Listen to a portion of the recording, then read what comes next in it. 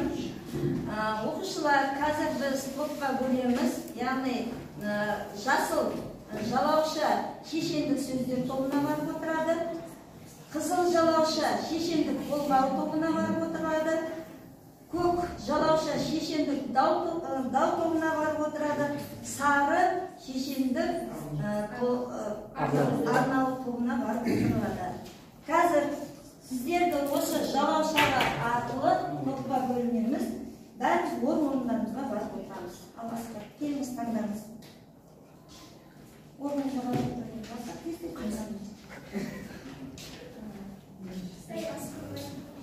Рет-ретімен алып отырамыз. Топқа барып отырамыз.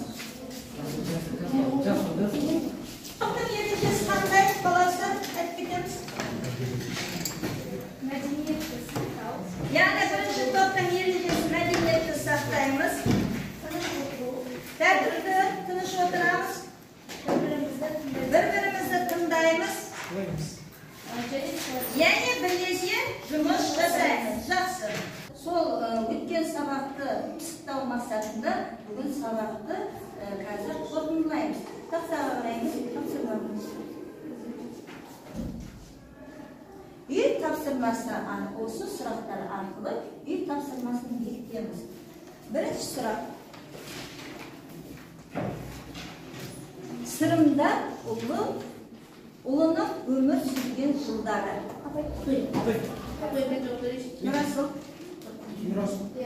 Нұрасыл. Сырымда ұлының өмір сүрген жылдары 1723-1802 жылдары аралығында. Жауабын көз көреміз. Яғни дұрыс па балалар? Екінші сұрақ. Сырымда ұлы кім болған? Жауабы Алтынай жауап береміз. Әйгілі шеше батыр күшіздің бабақты руынан өжіп мінезді болған. Жақсы, жарайсың, жауабын тыңдаймыз. Дұрыс па балалар? Яғни дұрыс, жақсы. Келесі сұрақ. Сырымда ұлының бала би атануы себебі неде? Жауабын жаңа айтамыз. Асқан ақылдылығының арқасында өз қатарларының арасындағы ең данасы ақылдысы болған, сол жерде қалып болған бала би деген атау берген. Өте керемет. Бүгінгі жаңа тақырыбымыз сырымда ұлының бала би мен сырым шешендік сөзін танысамыз. Ал енді балалар, бүгін сырымда ұлының бала би мен сырымның шешендік сөзінің бейне жазбасын тыңдаймыз.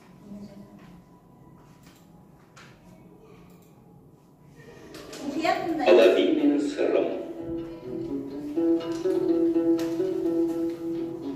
Сырым бір жылы орта жүзге барғанда сол елдің бала би деген биіне кез келеді.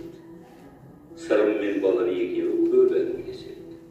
Бала би сырымға бірнеше сұраулар қояды. Сырым жауап береді. Сіз ағайынсыз дейді бала би. Мен ағайын екеумін дейді сырым. Сізді даттан ағайынды 10 деп естуші едім. Сіз түсінбедіңіз.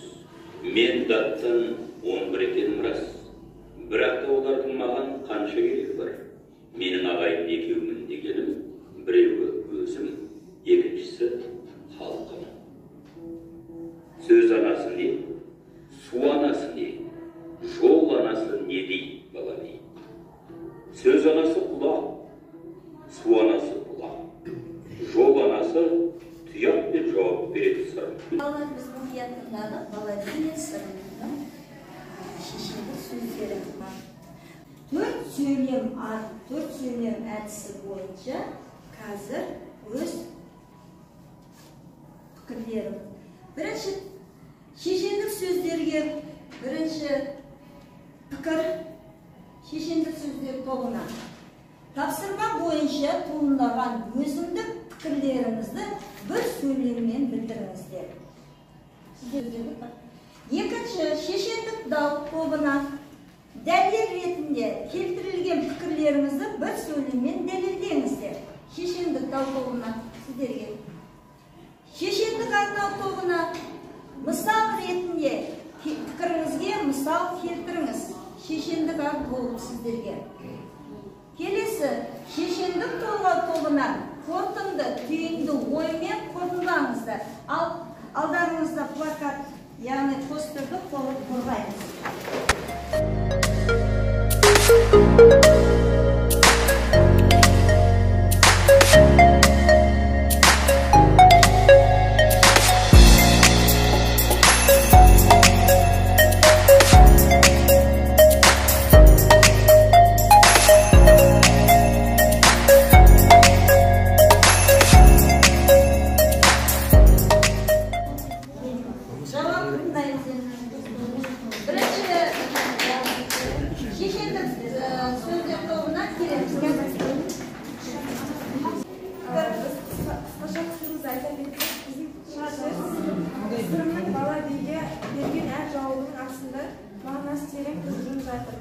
Жалпы ана жайлы белгілі бір ой жеткізілді.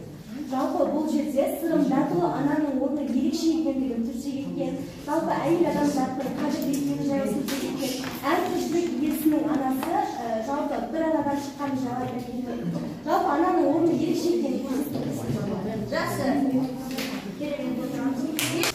Бізге қорытынды берілген бұл жерде неліктен ана деген сөз көп айтылып тұрғанды жауап бере кетсек, себебі өміріміздің ең жақын адам ол біздің анамыз. Біз шешендік толғау сөзі болған соң біз өз сөзімізді мақал мәтелмен жеткізгіміз келді. Жәннаттың кілті ананың табанының астында. Ана сөзді бойды өсіреді, ана сөзді бойды өсіреді. Керемет, жақсы. Отырамыз. Су анасы не, сөз анасы не, және құлақ анасы не. Сол сияқты сырымдатылы да сөздің бастауын құлақ, судың бастауын бұлақ, жолдың бастауын тұяқ деп талдайды.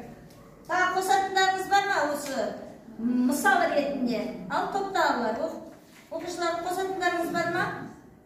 Жақсы, отыр, керемет. Келесі топ. Қорытындылар. Яғни түйінді оймен қорытындылаймыз. Дәлел ретінде. Шешендік зау тобы, яғни дәлел ретінде. Су анасы бұлақ, себебі судан тәтті еш нәрсе жоқ. Сөз анасы бұлақ, себебі біз құлақпен жақсы сөздерді естиміз. Жаман сөздерді. Жол анасы тұяқ демекші, осы тірі жаны бар жандардың, бүкіл адамдарды, жануарларды аяқ арқылы қимыл жасайды да, жол жүреді. Сондықтан да адамға және басқа да жануарларға жүру үшін ең басты нәрсе ол аяқ, тұяқ деп ойлайды. Ал барлығын қоса келетін болсақ, барлық зат адамға қажетті заттар, себебі су болмаса адамзат тіршілік ете алмайды. Сөз анасы құлақ демекші, адам сол құлақпен кез келген мәліметтерді естіп, оны өзінің есіне сақтай алады. Бұлардың барлығы адамға қажетті заттар деп ойлаймын. Керемет, жақсы. Қанша жер, неше шақырым болады дейді Балаби. Өтірік пен шынның арасы 4 елі. Көзбен көргеннің арасы, құлақпен естігеннің арасы неше шақырым деп мені алдамаңыз дейді сырым. Ақылды қандай адамға айту керек? Ақылды ұққанға айту керек. Ат не үшін шабады? Ер не үшін шабады? Ат шабысына қарай шабады, ер намысына қарай шабады. Бұл осы сырым Балаби мен сырымның шешендік сөзінің үзіндісіне қазір талдау жасаймыз. Композициялық талдау, яғни тапсырма былай. Бірінші, шешендік дауға бөлімшенің тақырыпшалары сіздерге тапсырма. Шешендік арнау, тілдік композиция, негізгі ойды білдіретін сөздерді. Шешендік арнау сіздерге тапсырма. Шешендік тобына тапсырма, композициялық әдістер, көркемдік тіл құралдары бойынша жазасыздар. Шешендік сөздер тобына мәтіннің ұтымды тұстары, яғни сөздерді қайталау.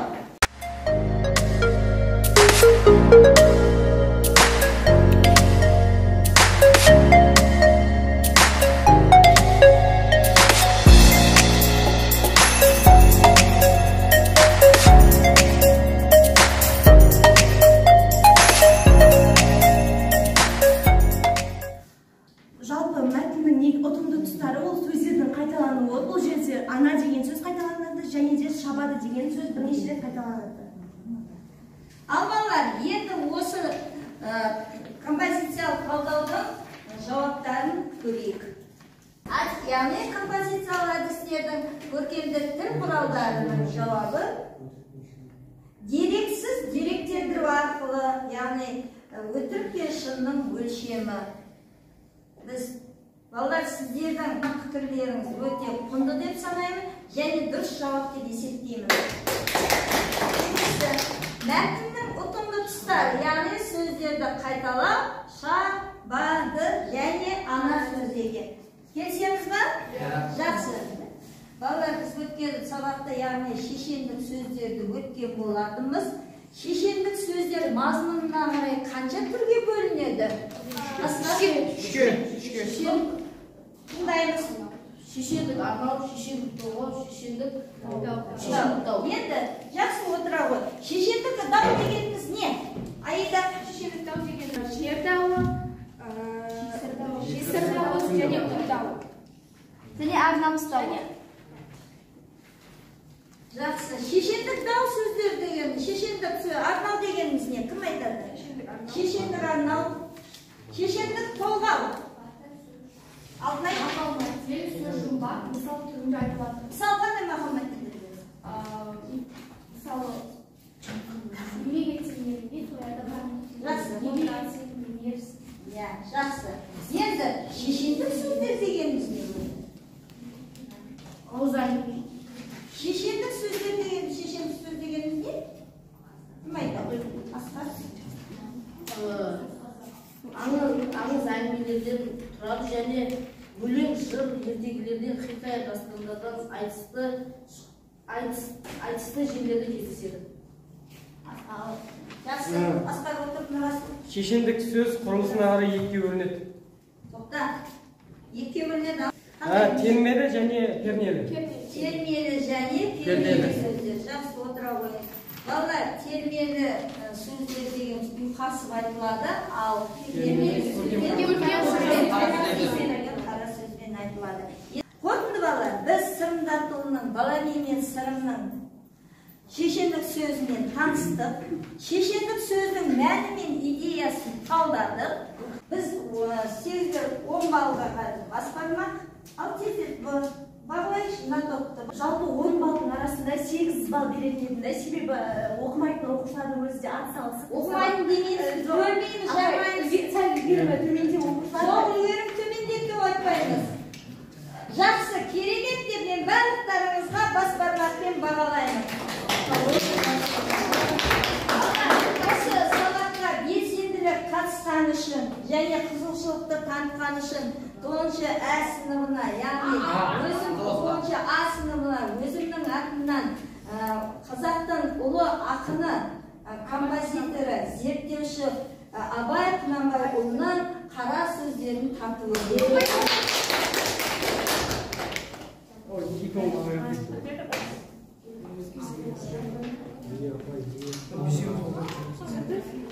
Сізге де бір мұғалім қатысып отыр, сізге де арнаймын.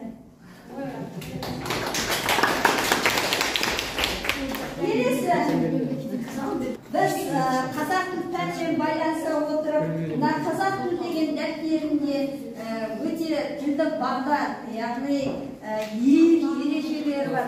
Біз соны есте сақтау мақсатында сіздерге қазақ тіл дәптерін ұсынамын. Дәния саған ұсынамын. Жомарт саған ұсынамын. Және Асқар ұсынамын. Және Майрам ұсынамын.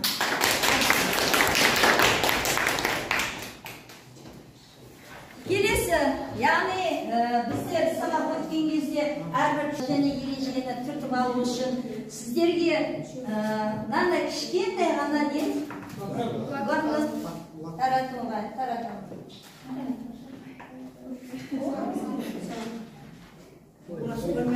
Сәттірек саған. Нұрастық саған.